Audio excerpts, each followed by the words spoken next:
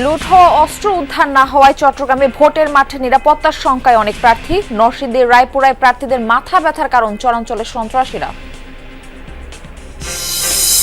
প্রধান উপদেষ্টার সঙ্গে দেখা করলেন বিএনপি চেয়ারম্যান তারেক রহমান। যমুনায় 2.25 ঘন্টার সাক্ষাতে ছিলেন পরিবারের সদস্যরাও। ইসলামী আন্দোলনকে ছাড়াই 11 দলীয় ঐক্যের আসন ঘোষণা। 253 আসনের মধ্যে জামায়াত 179টি, এনসিপি 30 ও এলডিপি লড়বে 7 আসনে। নিখোঁজের 3 সপ্তাহ পর কেরানীগঞ্জে মা মেয়ের মরদেহ উদ্ধার। জিজ্ঞাসাবাদের জন্য আটক 4। পরিকল্পিত হত্যা কিনা খতিয়ে দেখছে পুলিশ। গ্যাস সংকটের কারণে বেড়েছে বৈদ্যুতিক চুলার বেচাকেনা। বিপুল চাহিদার সুযোগে পকেট কাটছে সিন্ডিকেট। বাজার তদারকিতে নির্বিকার প্রশাসন। দিনভর নাটকীয়তা শেষে বয়কট প্রত্যাহার ক্রিকেটারদের। আজ শুরু হচ্ছে বিপিএল-এর ঢাকা পর্ব। টি-20 ভ্যান স্থানান্তর নিয়ে কথা বলতে ঢাকায় আসছে আইসিসি প্রতিনিধি দল।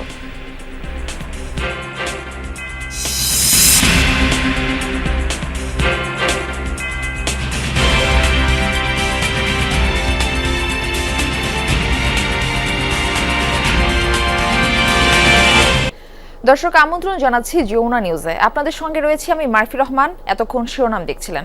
ভোট ঘনিয়ে এলেও চট্টগ্রামে অনেক অবৈধ অস্ত্র উদ্ধার হয়নি এখনো। বেশিরভাগই থানা থেকে লুট করা। অবৈধ অস্ত্রের সন্ধানে পুরস্কার ঘোষণার পরও কাজ হয়নি। উদ্ধারে নেই আইনশৃঙ্খলা রক্ষাকারী বাহিনীর কোনো সমন্বিত অভিযান। এই অবস্থায় ভোটের মাঠে নিরাপত্তার শঙ্কায় অনেক প্রার্থী। 24-এর 5 আগস্ট বিক্ষুব্ধ ছাত্র জনতার রোষানলে পড়ে চট্টগ্রাম মহানগর ও জেলার 11টি থানা। এই ফাঁকে অস্ত্র ও গোলাবারুদ লুট করে দুষ্কৃতিকারীরা। পুলিশের তথ্য মতে লুট করা বেশিরভাগ অস্ত্র চলে যায় সন্ত্রাসীদের হাতে। ব্যবহার হয় অপরাধ কর্মকাণ্ডে। 1.5 বছরে শুধুমাত্র রাউজানি খুন হয়েছে 18টা।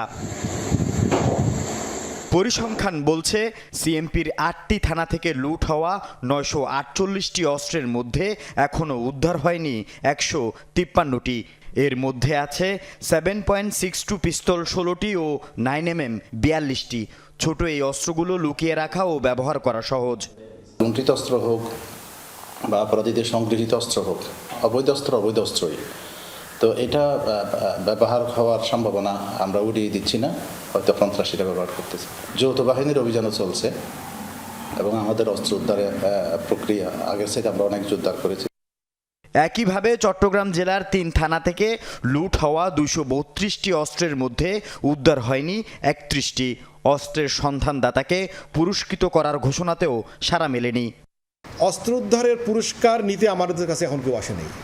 আমাদের পুরস্কার এখন আমাদেরকে বোধহয় নিতে হবে, কারণ আমরা এর মধ্যে কিন্তু কিছু কিছু আমাদের হারিয়ে যাওয়া অস্ত্র উদ্ধার করেছি, কিন্তু মানুষের কেউ আমাকে কাছে এগিয়ে আসেনি, কেউ আমাকে বলে নাই, আমাকে কেউ খবরও দেয়নি যে এই জায়গায় কোনো অস্ত্র আছে, আমরা যেন যাই।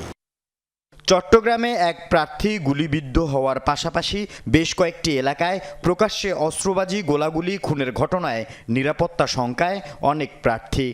এই চ্যালেঞ্জ মোকাবিলা করতে না পারলে আগামী নির্বাচন 12ই ফেব্রুয়ারি নির্বাচন আমি মনে করি অত্যন্ত কঠিন হবে এবং এটা নিরাপত্তার ঝুঁকি আগে থেকেও ছিল। সরকারের পক্ষ থেকে এই যে অবৈধ অস্ত্র উদ্ধার, সন্ত্রাসী গ্রেপ্তার এবং নির্বাচনের সুষ্ঠু পরিবেশ রক্ষা করা এটা প্রশাসনের দায়িত্ব। অস্ত্র মামলা এবং খুন মামলা আসামি পর্যন্ত তারা কিভাবে অবাধে বেরিয়ে যাচ্ছেন, এটার জন্য আমরা খুবই ব্যথিত। নির্বাচনকে প্রশ্নবিদ্ধ করার জন্য এবং এটা যাতে স্বাভাবিকভাবে নির্বাচন হতে না পারে, এটা মূলত একটা ষড়যন্ত্রের অংশ।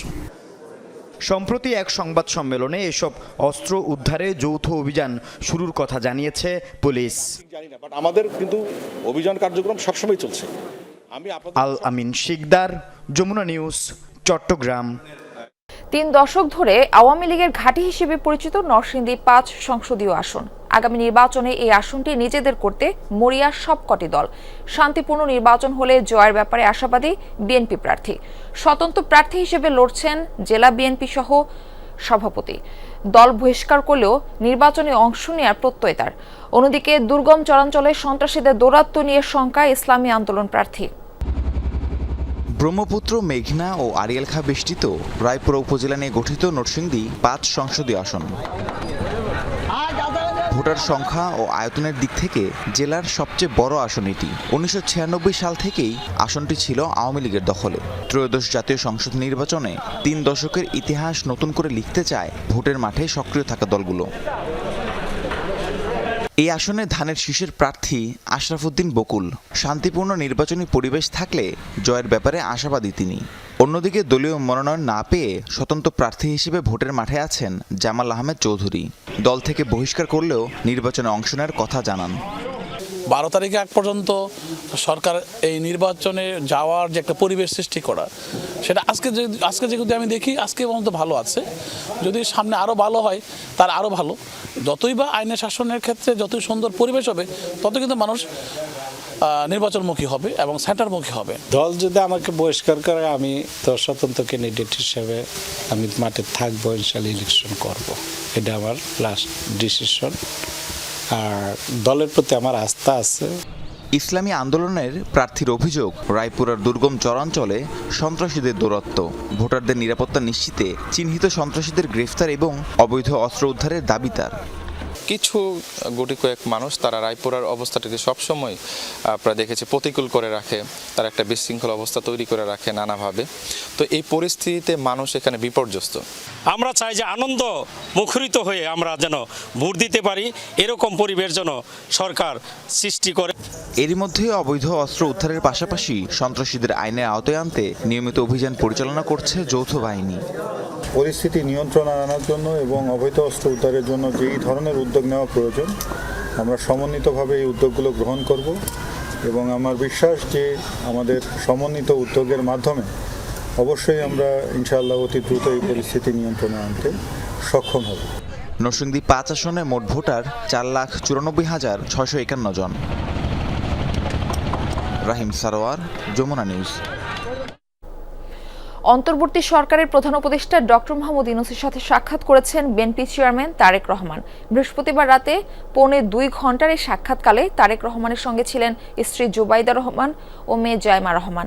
এ সময় দুই পরিবারের সদস্যরা একে অন্যের সাথে কুশলাদি বিনিময় করেন। প্রধান উপদেষ্টা প্রেস উইং বলছে, এটি ছিল সৌজন্য সাক্ষাৎ, ছিল না রাজনৈতিক এজেন্ডা। বিএনপি চেয়ারম্যান হিসেবে দায়িত্ব নেওয়ার পর অন্তর্বর্তীকালীন সরকারের প্রধান উপদেষ্টা ডক্টর মোহাম্মদ ইউনূসের সাথে তারেক রহমানের প্রথম সাক্ষাৎ। পারিবারিক এই সাক্ষাতে সঙ্গী হন স্ত্রী জুবাইদা রহমান ও মেয়ে জাইমা রহমান। বৃহস্পতিবার সন্ধ্যায় গুলশান এভিনিউয়ের বাসা থেকে বের হয়ে 7:30টায় প্রধান উপদেষ্টার বাসভবন যমুনায় পৌঁছে তারেক রহমান ও তার পরিবারকে বহনকারী গাড়িবহর। প্রধান উপদেষ্টার প্রেস উইং থেকে জানানো হয়েছে, তারেক রহমানের পরিবারের সাথে অন্তর্বর্তীকালীন সরকার প্রধান ও তার মেয়ে দিনা ইউনূস 1 ঘণ্টারও বেশি সময় অতিবাহিত করেন। এ সময় দুই পরিবারের সদস্যরা একে অন্যের কুশলাদি বিনিময় করেন। সাক্ষাৎ শেষে 9:15টার দিকে যমুনা থেকে বের হয়ে গুলশানের বাসভবনে ফিরে যান তারেক রহমান।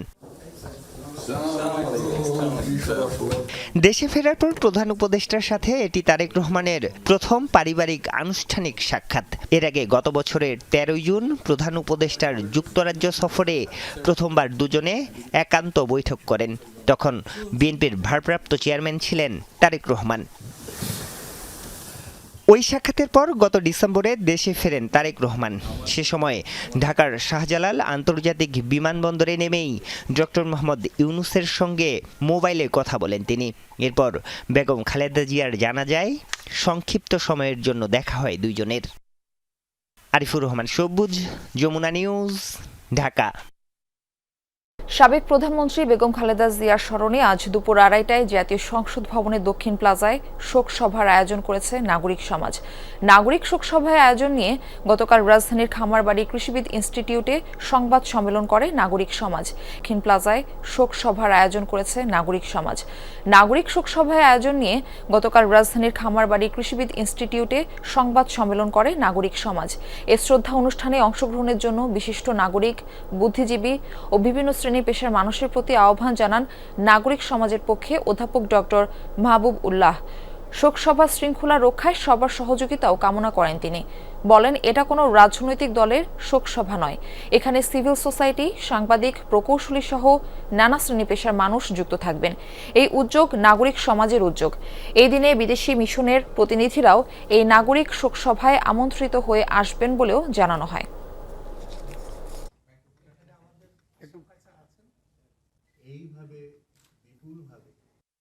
আয়োজনটি হবে আগামীকাল দুপুর 2:30টায় সংসদের দক্ষিণ প্লাজায়। বিভিন্ন শ্রেণী পেশার মানুষদেরকে আমন্ত্রণ জানিয়েছি এবং রাজনৈতিক দলগুলোকেও আমন্ত্রণ জানানো হয়েছে। নির্বাচনে 253 আসনে প্রার্থীর ঘোষণা দিল জামায়াত নেতৃত্বাধীন 11 দলীয় নির্বাচনী ঐক্য। বাকি আসনগুলো আগামী 2-1 দিনের মধ্যেই প্রার্থী দেয়া হবে বলে জানিয়েছে দলগুলোর নেতারা। এ সময় ইসলামী আন্দোলনের অনুপস্থিতি নিয়ে জামায়াতের আমির ডাক্তার শফিকুর রহমান বলেন, 11 দলের ঐক্য কোনো ভাঙন ধরেনি, দলটির সাথে নিয়মিত যোগাযোগ আছে। শিগগিরই তারা তাদের আসন চূড়ান্ত করে ঐক্য যোগ দিবেন। তারুণ্য এবং যৌবনের শক্তিকে একত্রিত করে আসন সমঝোতা নিয়ে মতবিরোধের কারণে কয়েকদিন ধরে আলোচনায় ইসলামী আন্দোলন বাংলাদেশ। শেষ পর্যন্ত 11 দলের আসন ভাগাভাগির এই সংবাদ সম্মেলনে বৃহস্পতিবারও যোগ দেয়নি রাজনৈতিক দলটি। তাদের জন্য অপেক্ষা করা হয় প্রায় 1 ঘন্টা। পরে 10 দলের নেতাদের উপস্থিতিতেই শুরু হয় সংবাদ সম্মেলন, যেখানে 47 আসন খালি রেখে 253 আসনে প্রার্থী ঘোষণা দেয়া হয়। শরিক দলটিকে ধরেই নাম রাখা হয়েছে 11 দলীয় নির্বাচনী ঐক্য। আসন ঘোষণা করেন জামাতে ইসলামীর নায়েবে আমির ডাক্তার সৈয়দ আব্দুল্লাহ মোহাম্মদ তাহের। জানান, আসন্ন জাতীয় নির্বাচনে জামাত 179 ও এনসিপির প্রার্থী থাকবে 30টি আসনে। এছাড়া মামুনুল হক নেতৃত্বাধীন বাংলাদেশ খেলাফত মজলিস 20, খেলাফত মজলিস 10, এবি পার্টি 3, বাংলাদেশ নেজামে ইসলাম পার্টি 2, এলডিপি 7 ও বাংলাদেশ ডেভেলপমেন্ট পার্টি বিডিবি 2টি আসনে নির্বাচন করবে। ইসলামী আন্দোলন বাংলাদেশ, বাংলাদেশ খেলাফত আন্দোলন ও জাতীয় গণতান্ত্রিক পার্টি জাকপার আসন এখনো ঘোষণা হয়নি। বাংলাদেশ জামাত ইসলামী 179, জাতীয় নাগরিক পার্টি 30, বাংলাদেশ খেলাফত মজলিস 20, খেলাফত মজলিস 10, এলডিপি 7, নেতা ইসলাম পার্টি 2, আমার Bangladesh party 3, Bangladesh development party 2।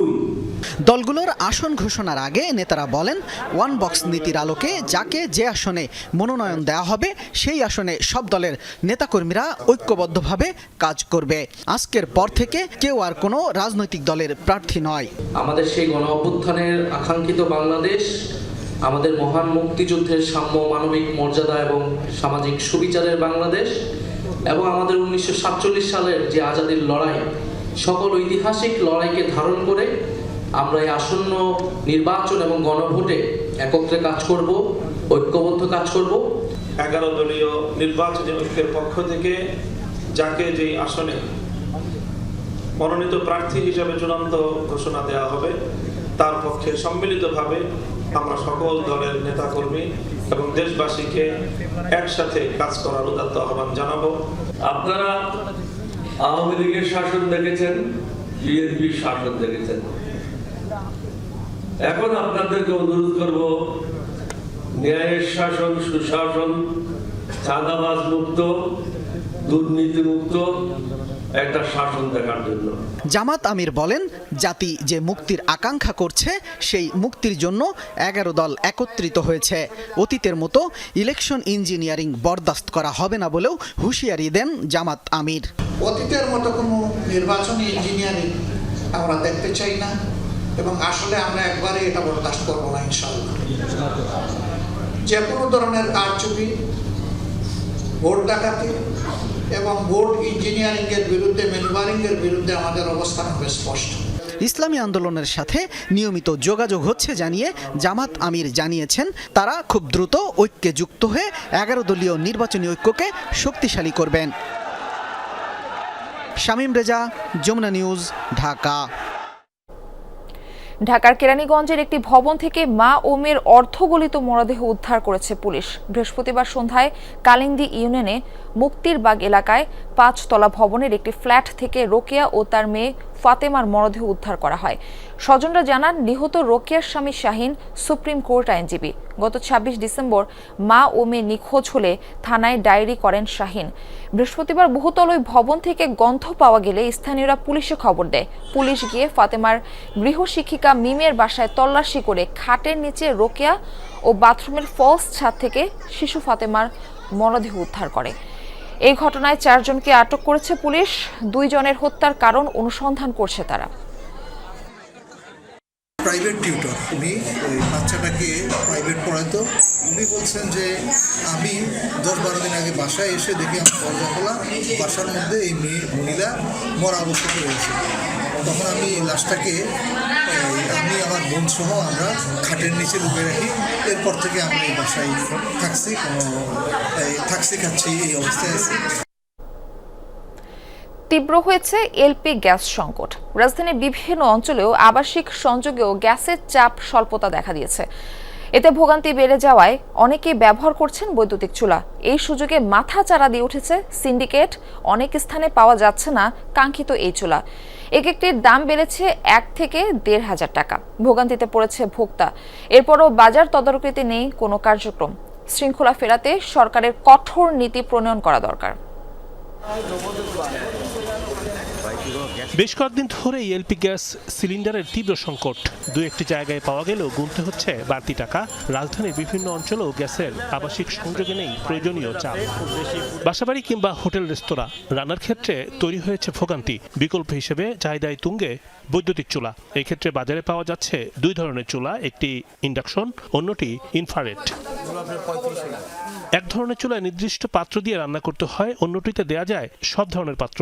LPG cylinder সংকটে এসব চুলার দাম এখন লাগামহীন। অনেক স্থানে পাওয়াও যাচ্ছে না কাঙ্ক্ষিত চুলা। যে চুলা ছিল আপনার ৪,৩০০ বা ৪,৫০০, সেই চুলা এখন ৬,০০০ চাইতে আছে, ৭,০০০ চাইতে আছে। গ্যাসের প্রবলেম এখন, বাসায় বাচ্চারা আছে, বাচ্চাদের জন্য তো বেশি জরুরি। দাম কম হলে অবশ্যই ভালো হয়। স্বাভাবিক সময়ে ৩,০০০ থেকে ৫,৫০০ টাকার মধ্যেই পাওয়া যায় এসব চুলা, কিন্তু গ্যাস সংকটের কারণে এক একটি চুলার মূল্য বৃদ্ধি পেয়েছে অন্তত ১ থেকে ১,৫০০ টাকা। আগে বিক্রি করতাম ৩টা-৪টা, এখন ৬টা-১০টা এরকম বিক্রি করি। মোটামুটি সব কোম্পানি আপনার মাল শেষ হয়ে গেছে, স্টক আউট। ২-৩০০ টাকার মতন বাড়ছে। ৩,০০০ থেকে শুরু হয়, পরে ৩৫০০, ৪,০০০, ৫,০০০। বাজারে পাওয়া যাচ্ছে নানান ব্র্যান্ডের চুলা, কিন্তু এসব চুলার মান নিয়ে আছে প্রশ্ন। বলা হচ্ছে চীন থেকে আমদানিকৃত, কিন্তু তা যাচাই করার কোনো উপায় নেই। চুলার প্যাকেটের গায়ে লেখা নেই কোনো খুচরা মূল্য। গ্যাসের লাইন তো নাই টোটালি, আর গ্যাসের বোতল এখন পাওয়া যাচ্ছে না, এই কারণে চুলা একটু চাপ বেশি আমাদের এখানে। এইগুলো আমরা এখন ব্যস্ত আছি ৩৮৫০ টাকা করে। আপনি অন্য মার্কেটে যাবেন, বা রিসেন্টলি কিনছে ৪,৫০০ করে বিক্রি করতেছে। মূল্যবৃদ্ধি ঠেকাতে এখনো বাজার তদারকিতে মাঠে নামেনি সরকারের কোনো সংস্থা। স্বাভাবিক যে ব্যবসায়ীদের যে অনৈতিক চর্চার আরেকটি উদাহরণ আমি মনে হচ্ছে যে তারা এটা করছে, এবং সেখানে সবসময় ভোক্তারা লুজার, ভোক্তারা এরকম প্রতারিত হচ্ছে। এবং সেই বিষয়টি আমি বলবো যে সরকারের উচিত এইসব বিষয় যে কঠোর ব্যবস্থা নেওয়া যারা এইগুলো করছে। ইলেকট্রিক ইউজ করে যে চুলাগুলো ব্যবহার করা হয়, এগুলোর উপরে মানুষের একটু চাহিদা বেড়েছে। তো এই প্রেক্ষিতে কিছু ব্যবসায়ী আমরা অভিযোগ পাচ্ছি এগুলো দাম বৃদ্ধি করেছে। তো সেই বিষয়ে আমরা নজরদারি করব, আমাদের অধিদপ্তর থেকে এই বিষয়ে মনিটরিং করা হবে। বৈদ্যুতিক চুলার বাজারে শৃঙ্খলা আনতে এই খাতের জন্য সঠিক নীতি প্রণয়ন করা দরকার। রিমন রহমান, যমুনা নিউজ, ঢাকা। পবিত্র শবে মেরাজ হিজরি সনের রজব মাসের ২৬ তারিখ রাতে আল্লাহর প্রিয় হাবিব নবী ও রাসূল হযরত মুহাম্মদ সাল্লাল্লাহু আলাইহি সাল্লাম মহান আল্লাহর দিদার লাভ করেছিলেন। এই রাতে আল্লাহর মেহমান হিসেবে আরশে আজিমে গিয়ে মুসলমানদের জন্য ৫ ওয়াক্ত নামাজের বিধান নিয়ে তিনি দুনিয়াতে ফিরে আসেন। সার্বভৌম ক্ষমতার মালিক আল্লাহর হুকুমে বরকতময় এই রাতে বুরাক নামক বিশেষ বাহনে করে ঊর্ধ্বাকাশ ভ্রমণের বিশেষ মর্যাদা লাভ করেন হযরত মুহাম্মদ সাল্লাল্লাহু আলাইহি সাল্লাম। এই কারণে মুসলমানদের কাছে এই রাতটি অত্যন্ত মহিমান্বিত। এই রাত্রি আল্লাহর সন্তুষ্টি অর্জনের জন্য পবিত্র কোরআন তিলাওয়াত, নফল নামাজ আদায় সহ ইবাদত বন্দেগী করে ধর্মপ্রাণ মুসলমানেরা। কুমিল্লায় জুলাই আন্দোলনে থানা থেকে লুট হওয়া চাইনিজ রাইফেল সহ 2টি অস্ত্র উদ্ধার করেছে র্যাব। গতরাত 2টার সময় মুরাদনগরের একটি পরিত্যক্ত ডোবা থেকে অস্ত্র দুটি উদ্ধার করে র্যাব 11 সদস্যরা। এর মধ্যে একটি ইলিয়টগঞ্জ হাইওয়ে থানা থেকে লুটকৃত পুলিশের চাইনিজ রাইফেল। র্যাব কর্মকর্তা জানান, ত্রয়োদশ জাতীয় নির্বাচনের আগে অবৈধ অস্ত্র উদ্ধারে জেলার বিভিন্ন এলাকায় অভিযান চলছে। এরই ধারাবাহিকতায় গোপন তথ্যের ভিত্তিতে মুরাদনগরে অভিযান চালানো হয়। এসব সড়কের পাশের ডোবা থেকে স্কচ টেপ মোড়ানো দুটি অস্ত্র উদ্ধার করা হয়।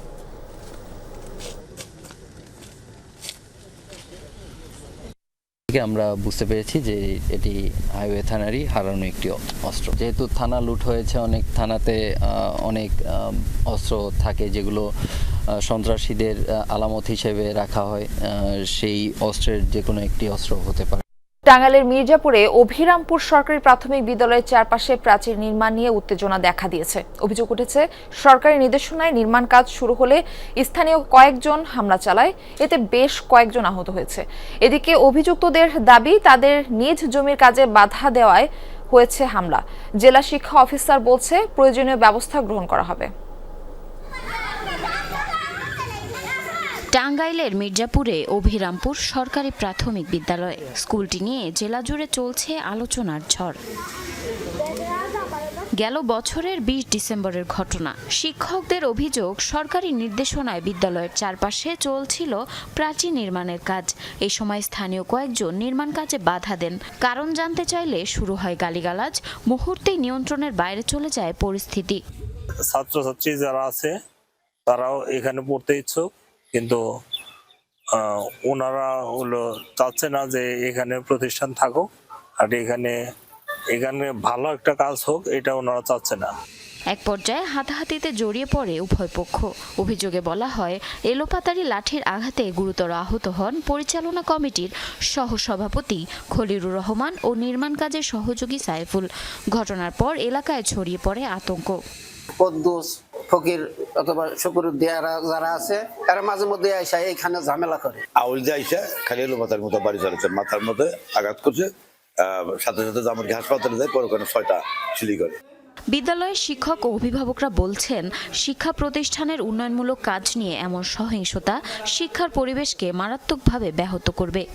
সবসময় আতঙ্কে থাকে, এটা এলাকায় একটা ঝামেলা, এটা মীমাংসা না হলে আমরা আতঙ্কে আছি সবসময়। এটা শিক্ষার্থীরা নিরাপত্তা আপনি যতই বলেন, যে কোনো অনাকাঙ্ক্ষিত ঘটনা ঘটতে পারে, সুতরাং আমরা এটা নিয়ে একটু চিন্তিত।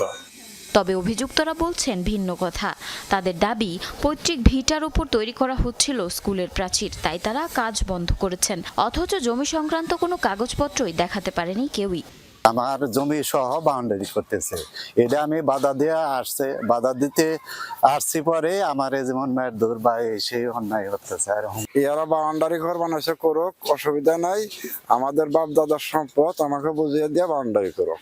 এই ঘটনায় থানায় লিখিত অভিযোগ করেছে স্কুল কর্তৃপক্ষ। প্রশাসন বলছে, আইন অনুযায়ী ব্যবস্থা নেওয়া হবে। সরকারিভাবে যে স্কুলটার জমি সরকারের কাছে মানে রেজিস্ট্রিভুক্ত করা আছে, সেটার একটা দলিল আছে। যদি অসুবিধা হয় পরবর্তীতে আমরা জেলা প্রশাসকের হস্তক্ষেপ কামনা করে আমরা বিষয়টা আশা করি সমাধান করব। স্কুলটির 131% জমির মধ্যে দীর্ঘদিন ধরে রয়েছে কয়েকটি অবৈধ স্থাপনা। সব স্থাপনা উচ্ছেদ করে দ্রুত স্কুলের প্রাচীর নির্মাণের দাবি জানিয়েছেন সংশ্লিষ্টরা। জারিন অর্নি, যমুনা নিউজ। দিনভর নাটকীয়তা শেষে সব ধরনের ক্রিকেট বয়কটের অবস্থান থেকে সরে এসেছে ক্রিকেটারদের সংগঠন কোয়াব। আজ থেকে শুরু হচ্ছে বিপিএল এর ঢাকা পর্ব। বিডিলি শিফট হবে বিপিএল এর ম্যাচগুলো। পাশাপাশি আন্দোলনে অংশ নেওয়া ক্রিকেটাররা নানাবিধ হুমকির সম্মুখীন হয়েছেন। বিভিন্ন আননোন নাম্বার থেকে আমাদের বিভিন্ন হুমকি ধামকি দেওয়া হচ্ছে। এ যেন চমকে ওঠার মতো খবর। যেসব ক্রিকেটাররা বোর্ডের বিরুদ্ধে আন্দোলন করেছিলেন, তাদের নাকি মৃত্যু হুমকিও দেয়া হয়েছে। আমরা যারা ক্যামেরার সামনে ছিলাম, তাদের সবার কাছেই কোনো না কোনোভাবে আসছে, শুধু আমার না, কোনো না কোনোভাবে বিভিন্ন আননোন নাম্বার থেকে আমাদের বিভিন্ন হুমকি ধামকি দেওয়া হচ্ছে। এটা ট্রু। আমাদের জানেন একটা সিকিউরিটি ডিপার্টমেন্ট আছে, আমরা তো এখন শুনলাম। ওটাই আমি রিকোয়েস্ট করব যে যার যার কাছে এসছে এই ফোন নাম্বারগুলি যদি আমাদের পাস অন করে দেয়, আমরা আমাদের সিকিউরিটি ডিপার্টমেন্টে দিব, ওনারা let them take a we are taking this seriously. বৃহস্পতিবার সারাদিনই গণমাধ্যম কর্মী, ক্রিকেটার কিংবা ক্রিকেট বোর্ড সবারই ব্যস্ত সময় গেছে। শেষ রাতে সিদ্ধান্ত এসেছে 15 তারিখের ম্যাচটা হবে 16 তারিখ, অর্থাৎ 15 তারিখে যে দুটো ম্যাচ ছিল সেটা 16 তারিখ, 16 তারিখের দুটো ম্যাচ 17 তারিখ, 17 তারিখের দুটো ম্যাচ 18 তারিখ হবে।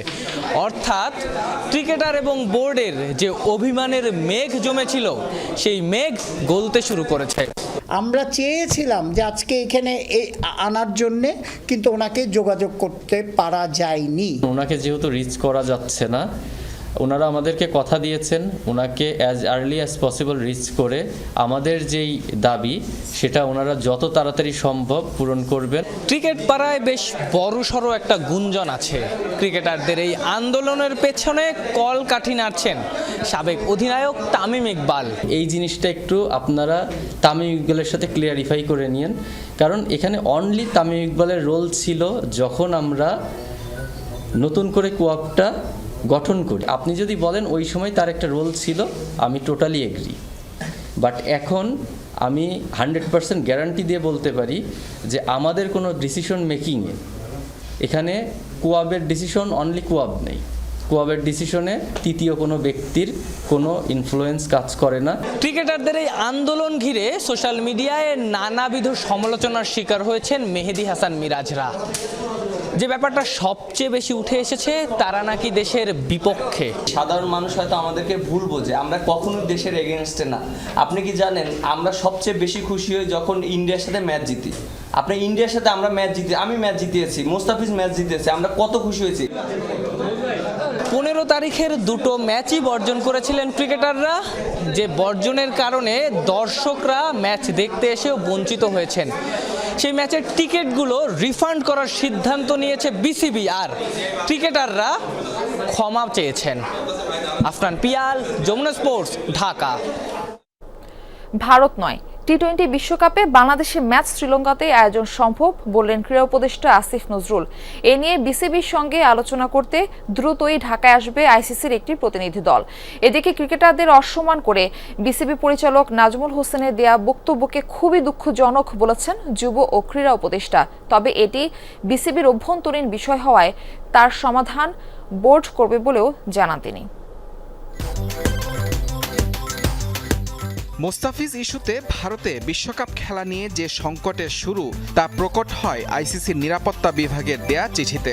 সেখানে স্পষ্ট করেই জানানো হয়েছে, ভারতে বিশ্বকাপ খেলতে গেলে উচ্চ ঝুঁকির শঙ্কায় বাংলাদেশ দল ও সমর্থকরা। তাই শুরু থেকেই বিশ্বকাপ খেলতে ভারতে না যাওয়ার বিষয়ে বিসিবির অনড় অবস্থান জোরালো হয় আইসিসির নিরাপত্তা বিভাগের মেইল আসার পর। এ নিয়ে ভার্চুয়াল সভায়ও আসেনি কোনো সমাধান। এবার যুব ও ক্রীড়া উপদেষ্টা জানালেন, সংকট সমাধানে দ্রুতই বাংলাদেশে আসবে আইসিসির একটি প্রতিনিধি দল। আমিরুল ইসলাম বুলবুল সাহেব জানিয়েছে যে আইসিসির একটা টিম বোধহয় আসছে বাংলাদেশে কথা বলার জন্য। আমরা আমাদের স্ট্যান্ড থেকে সরার কোনো চান্স নাই। আমরা প্রচণ্ডভাবে বিশ্বকাপ ক্রিকেট খেলতে চাই এবং সেটা আমরা শ্রীলঙ্কাতে খেলতে চাই, এবং এটা আয়োজন করা অসম্ভব না বলে আমরা দৃঢ়ভাবে বিশ্বাস করি। এদিকে ক্রিকেটারদের অসম্মান করে বিসিবি পরিচালক নাজমুল হোসেনের দেয়া বক্তব্যকে খুবই দুঃখজনক বললেন যুব ও ক্রীড়া উপদেষ্টা। তবে এটি বিসিবির অভ্যন্তরীণ বিষয় হওয়ায় তার সমাধান বোর্ডকেই করতে বললেন তিনি। একটা দায়িত্বশীল পদে থেকে সমস্ত ক্রিকেটারদেরকে অপমান করে কথাবার্তা বলা, এটা কিভাবে একজন এটা কিভাবে সম্ভব হলো বুঝতে পারছি না আর কি। খুব দুঃখজনক, খুবই দুঃখজনক। যাই হোক, এটা ক্রিকেট বোর্ডের ইন্টারনাল ব্যাপার, তারা ব্যবস্থা নেবে। মুজরাবিন তারেক, যমুনা স্পোর্টস। একটু বলি, শীত মৌসুমে সরবরাহ বাড়লেও দাম বেড়েছে শীতকালীন সবজির। এ নিয়ে মিশ্র প্রতিক্রিয়া ক্রেতা বিক্রেতাদের। বাজারের খবরাখবর জানাতে চাঁদপুর থেকে আমাদের সঙ্গে যুক্ত হচ্ছেন আমাদের সহকর্মী ইব্রাহিম রনি। আমরা যাচ্ছি তার কাছে। ইব্রাহিম, সংবাদে যেরকমটা বলছিলাম, বাজারে সবজির সরবরাহ ঊর্ধ্বমুখী, কিন্তু সে সাথে দামও কিন্তু ঊর্ধ্বমুখী। এই বিষয়ে বিক্রেতারা কি বলছেন? কেন বাজারে পর্যাপ্ত সবজি থাকার পরও দাম বাড়ছে এবং ক্রেতাদের প্রতিক্রিয়া বা কি? আপনি যেমনটি বলছিলেন, আসলে বাজারে কিন্তু এই শীতকালীন সবজি প্রচুর সরবরাহ। চাঁদপুরের বাজারেও কিন্তু শীতকালীন সবজি উঠছে, বিভিন্ন অলিগুলিতে এই সবজিগুলো যাচ্ছে। আমি এই মুহূর্তে আছি চাঁদপুরের পালবাজারে, যেখানে আসলে পাইকারি আড়ত। এখান থেকে বিভিন্ন চরাঞ্চল থেকে শীতকালীন সবজি আসছে এবং উত্তরবঙ্গ থেকে এই বাজার সবজি আসে। এখান থেকে এই বাজার থেকে কিন্তু আপনার চাঁদপুরের বিভিন্ন প্রান্তে এই সবজিগুলো যাচ্ছে। তো এই আজকে কিন্তু ফুলকপি বিক্রি হচ্ছে 25 থেকে 30 টাকা, আর হলো টমেটো 35 থেকে টাকা, পাতাকপি 15 থেকে 20 টাকা। আমি এই মুহূর্তে পালবাজারের একজন ব্যবসায়ীর সাথে কথা বলতে চাই। আপনি আপনার হলো এই আজকে কি অবস্থা, আমদানি কেন? এই শীতকালীন সবজি তো বাজারে প্রচুর আছে, দাম কেন কমছে না? দাম কমছে না, আমাদের আঞ্চলিক যে সবজি আছে সেগুলোর দাম কম আছে। যেগুলো বৈরাট উপর আসে, যেমন ঢাকা থেকে আসে, খুলনা থেকে আসে, যশোর খুলনা থেকে আসে, সেগুলো আমাদের গাড়ি ভাড়া ক্যারিং করার কারণে সেগুলো ভাড়া একটু বেশি, কস্টিং খরচ বেশি, যার কারণে এটার দাম বেশি। আর আঞ্চলিক যেগুলো আছে ওগুলোর দাম কম আছে। যেমন ধনেপাতা মনে করেন 15 টাকা, 10 টাকা, 20 টাকা আছে। ফুলকপি মনে করেন যে 25, 30, 35 আছে। তারপর বাঁধাকপি 15 টাকা, 20 টাকা করে আছে। ঠিক আছে, এগুলোর দাম কম আছে। ধন্যবাদ। তো যেমনটি শুনছিলেন, আসলে এই চাঁদপুরের বাজারে শীতকালীন সবজি আসছে। রনি, ধন্যবাদ আমাদের সঙ্গে যুক্ত হবার জন্য। গোপালগঞ্জে স্বল্প সুদে ঋণ দেওয়ার প্রলোভন দেখিয়ে শত শত মানুষের টাকা আত্মসাতের অভিযোগ উঠেছে একটি সমবায় সমিতির বিরুদ্ধে। সঞ্চয় জমা নেয়ার পর ঋণ না দিয়ে লাপাত্তা প্রতারক চক্রটি। গ্রামে রেখে যায়নি নিজেদের কোনো চিহ্ন। এতে চরম বিপাকে পড়েছেন ভুক্তভোগীরা, চান প্রশাসনের কঠোর হস্তক্ষেপ। গোপালগঞ্জ সদর উপজেলার গোপীনাথপুর এলাকা। পেশাগতভাবে স্থানীয়দের বেশিরভাগই কৃষিকাজের সাথে সম্পৃক্ত। অনেকটা সাদামাটাভাবেই অতিবাহিত হয় তাদের দৈনন্দিন জীবন। গ্রামীণ এসব মানুষের সরলতার সুযোগে তাদের বোকা বানিয়ে প্রায় 7 কোটি টাকা হাতিয়ে নেয়ার অভিযোগ উঠেছে চিফ সঞ্চয় ও ঋণদান সমবায় সমিতি নামের একটি প্রতিষ্ঠানের বিরুদ্ধে। ভুক্তভোগীরা জানান, কম সুদে সহজ ঋণ প্রদানের আশ্বাসে তাদের কাছ থেকে আদায় করা হয় বিভিন্ন অঙ্কের টাকা। তবে হঠাৎই অফিসে তালা ঝুলিয়ে সবকিছু নিয়ে পালিয়ে যায় প্রতিষ্ঠানটির কর্মকর্তারা। আমার নিজের 40,000 টাকা নিচে নিয়ে বলছে যে তোমার 3 লাখ টাকা দেবো, 3 বছরের মেয়াদে সীমিত লাভের জন্য। 4 লাখ নিক 5 লাখ নিক 3 বছরে সুদ দেওয়া লাগবে। আপনার 3 লাখে মাসে আসবে 10,000 টাকা কিস্তি। 40,000 টাকা জমা দিয়েছে চিফ সমিতি দিয়েছে আমার কাছে। 8 তারিখে উদ্বোধন হবে, অথচ 4 তারিখে বৃহস্পতিবারের দিন ওনারা রাত্রির বেলা পলাই চলে গেছে। বলতেছে কি আপনি যদি 50,000 টাকা জমা দেন আপনার 4 লাখ টাকা দেওয়া হবে। 3-4 মাস ভাড়া দিছে, পরে লাস্টে বলছে আগামী মাসে, লাস্টে যে মাসে ভাড়া দেয় না বলে আগামী মাসে ভাড়া দেবো, এই কথা বলে ওরা আর আসেন। প্রতিষ্ঠানের এমন কর্মকাণ্ডে বিপাকে পড়েছেন মাঠ পর্যায়ে কর্মরত প্রতিনিধিরাও। 2.5 মাসে 16,21,800 টাকা মানে নগদ কালেকশন করে আমি দিচ্ছি। দেওয়ার পরে ডিসেম্বরের 4 তারিখে বিকাল 5টার দিকে যখন আমি অফিসে আসছি, তখন দেখছি নিচু পড়া যে অফিসটা আছে এটা তালাবদ্ধ করে ওরা পালাইছে সবাই। লিখিত অভিযোগ পেলে আইন অনুযায়ী ব্যবস্থা গ্রহণের আশ্বাস দিলেন উপজেলা সমবায় কর্মকর্তা। যদি সদস্য বহির্ভূত কারো কাছ থেকে অনৈতিকভাবে সমবায় আইন বিধি এবং তাদের যে উপ আইন আছে এর বহির্ভূতভাবে যদি কোনো টাকা নিয়ে থাকে অন্যায়ভাবে, তাহলে তো অবশ্যই আইন বিধি এবং উপ আইন মোতাবেক আমরা অবশ্যই তাদের বিরুদ্ধে ব্যবস্থা গ্রহণ করব। দ্রুততম সময়ে দোষীদের আইনের আওতায় নিয়ে উপযুক্ত শাস্তি নিশ্চিতের পাশাপাশি নিজেদের কষ্টার্জিত অর্থ ফেরত চান ভুক্তভোগীরা। সাইফ আহমেদ, যমুনা নিউজ। চলছে বোরো আবাদ মৌসুম, কৃষকের প্রয়োজন সার। এদিকে বাজার সয়লাভ নকল সারে। সাতক্ষীরায় নকল সার বিক্রির প্রমাণ পেয়েছে কৃষি বিভাগ। সংবাদ সংগ্রহকালে প্রতিবেদকের উপর হামলা চালায় ভেজাল চক্রের হোতা সার ডিলার মাজেদ গাজী।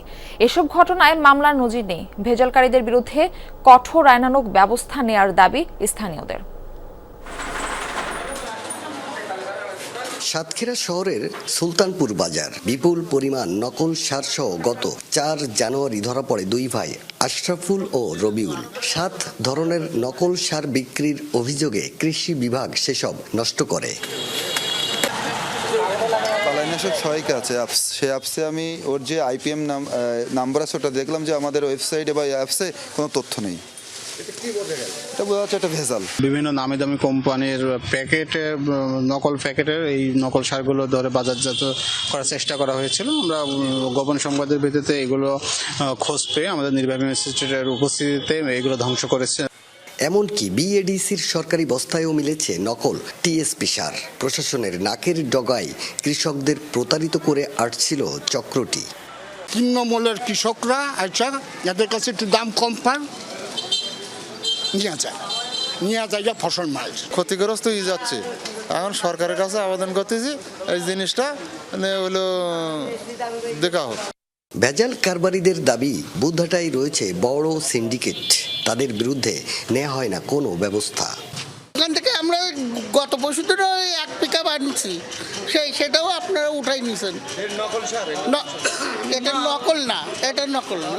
আবার দেশে বেশি পারিনি রেখে দিয়েছি 2 বছর 1.5 বছর হয়ে গেছে, ডেট ওভার হয়ে গেছে, চলে নিয়ে যাচ্ছে সব ডেট ওভার মাল। যে ফ্যাক্টরি আছে সে জায়গায় কোনো ঝামেলা করতেছি না মনে হয়। আমরা তো ওখান থেকে আমরা কিনে নিয়ে আসি মালগুলো, ভালো করে বুঝবেন। তাহলে আমরা এখানে এসে আমাদের এই ক্ষতিগ্রস্ত কোনো আগে ধরেছে স্যারেরা, ঠিক আছে, কিন্তু মেন জায়গাতে যদি বন্ধ করে এটা, তাহলে তো এটা আর মার্কেটে ছড়ায় না। কথার সূত্র ধরে আশাশুনি উপজেলার বুধহাটা বাজারে যমুনা টেলিভিশন অনুসন্ধানের এক পর্যায়ে প্রতিবেদকের উপর হামলা চালায় সার সিন্ডিকেট চক্রের সদস্যরা। জানা যায় হামলাকারীদের নেতৃত্বে কুল্লা ইউনিয়নের সার ডিলার মাজেদ গাজী। আমাদের সর্বোচ্চ প্রচেষ্টা থাকবে যে জাতির যারা এই ক্ষতি করতে চাইবে এই রকম মানুষকে আমরা প্রশ্রয় দিব না এবং এদেরকে আমরা আইনের আওতায় আনবো ইনশাল্লাহ। এসব ঘটনায় মামলার নজির নেই। ভেজালকারীদের বিরুদ্ধে কঠোর আইনানুগ ব্যবস্থা না নেয়ায় দিন দিন বেপরোয়া হয়ে উঠছে তারা। আকরামুল ইসলাম, যমুনা নিউজ, সাতক্ষীরা। ইরানের সরকার বিরোধী বিক্ষোভ দমনের জেরে এবার সর্বোচ্চ ধর্মীয় নেতা আয়াতুল্লাহ খামেনির সহযোগী ও ঘনিষ্ঠ কর্মকর্তাদের বিরুদ্ধে নিষেধাজ্ঞা দিয়েছে যুক্তরাষ্ট্র। এদের মধ্যে ইরানের সুপ্রিম ন্যাশনাল সিকিউরিটি কাউন্সিলের সেক্রেটারি আলী লারিজানি সহ দেশটির রাজনৈতিক ও নিরাপত্তা কর্মকর্তারা রয়েছেন। বিক্ষোভকারীদের দমন পীড়নের অভিযোগ তুলে নিষেধাজ্ঞাটি আরোপ করেছে ট্রাম্প প্রশাসন। এক ভিডিও বার্তায় বিষয়টির ঘোষণা দেন মার্কিন অর্থমন্ত্রী স্কট বেসেন্ট। তবে নিষেধাজ্ঞাপ্রাপ্ত অন্যান্য সরকারি কর্মকর্তাদের নাম প্রকাশ করা হয়নি। এই সিদ্ধান্তের ফলে নিষেধাজ্ঞাপ্রাপ্ত ব্যক্তিদের সম্পদ যুক্তরাষ্ট্রে জব্দ করা হবে এবং মার্কিন নাগরিকদের সাথে তাদের ব্যবসা অবৈধ বলে বিবেচিত হবে। মানবাধিকার সংস্থাগুলোর তথ্য মতে ইরানের সাম্প্রতিক সরকার বিরোধী আন্দোলনে প্রায় 3,500 মানুষের প্রাণহানি হয়েছে। যুক্তরাষ্ট্র ইরান সামরিক উত্তেজনাকে কেন্দ্র করে আলোচনায় হাইব্রিড যুদ্ধ ইস্যুটি।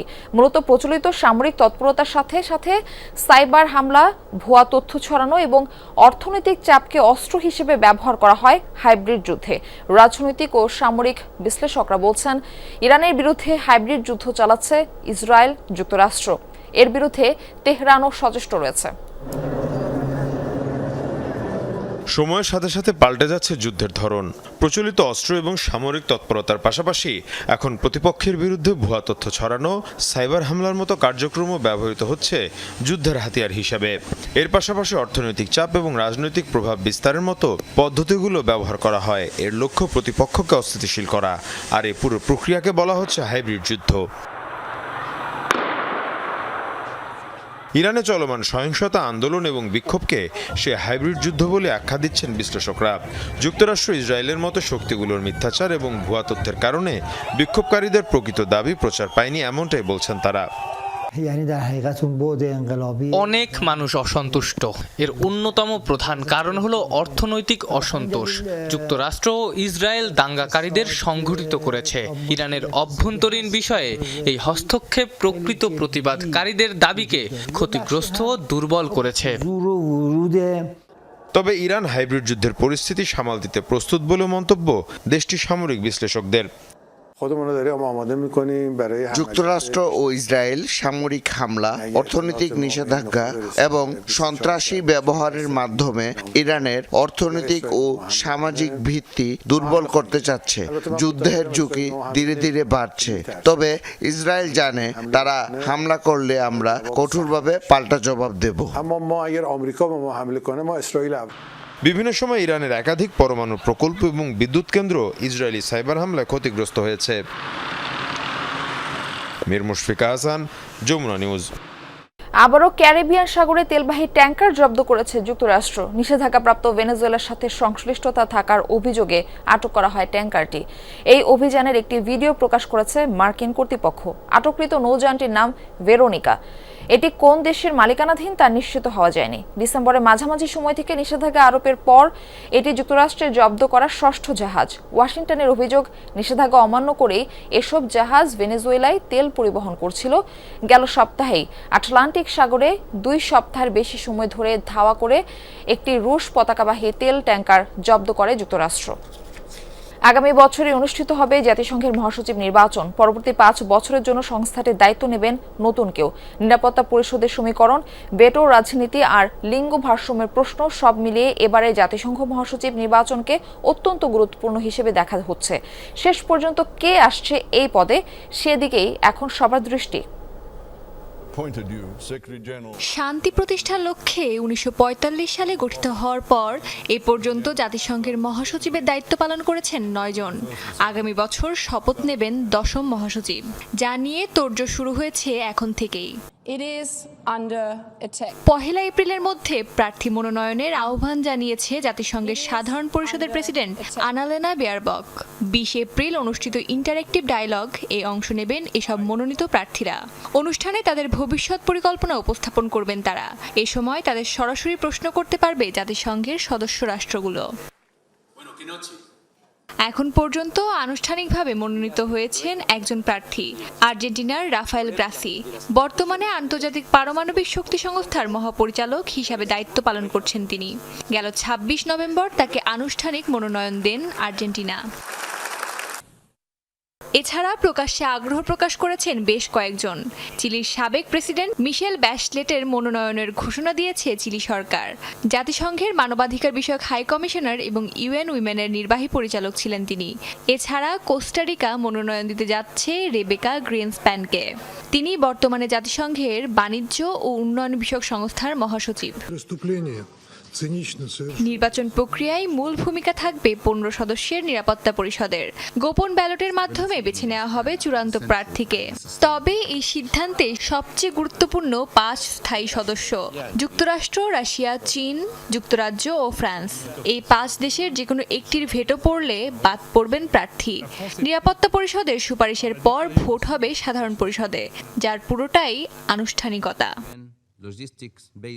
তবে এবারে নির্বাচন ঘিরে বাড়ছে স্বচ্ছতার দাবি। জাতিসংঘ বলছে নির্বাচনের আগে প্রকাশ করতে হবে প্রার্থীদের আর্থিক সম্পদের বিষয়টিও। এছাড়া বর্তমানে যারা জাতিসংঘের বিভিন্ন পদে আছেন, প্রচারণাকালে দায়িত্ব স্থগিত রাখার কথাও বিবেচনা করতে হবে তাদের। 80 বছরের ইতিহাসে এখনো জাতিসংঘের মহাসচিব হননি কোনো নারী। এবারে তাই সদস্য রাষ্ট্রগুলোকে জোরালোভাবে নারী প্রার্থী মনোনয়নের আহ্বান জানিয়েছে সাধারণ পরিষদ। অস্মিতা বিশ্বাস, যমুনা নিউজ। দর্শক, এই ছিল যমুনা নিউজে। এতক্ষণ সাথে থাকার জন্য ধন্যবাদ সবাইকে।